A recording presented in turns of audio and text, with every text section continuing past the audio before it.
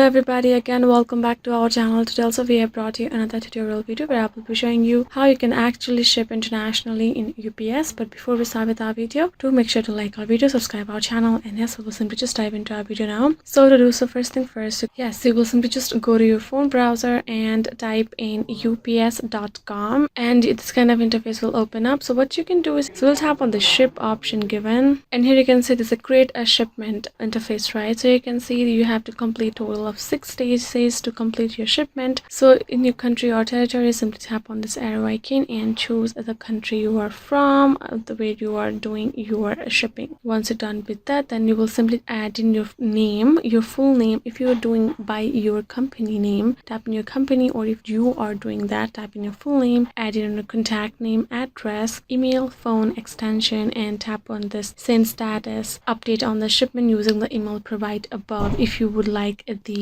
status of it or not. Then as you can see, if you are regular customer to do the shipping from it, tap on this save as a new entry or use this as my default return address. So after this, what you will do is simply tap on this continue option, and then you will be able to add in your package detail over there in this second option, right? You will simply complete all of the stages by adding your information right here. I won't be able to go further because I do not have information of my shipment package, and apparently I cannot do it. So you will simply come over here, add in all of your informations and your shipment details, and your package will be ready to ship. So yes guys, this is how you can simply do it. I hope this video was helpful to you guys, and yeah, thank you so much for watching our video till end. I will see you guys next time.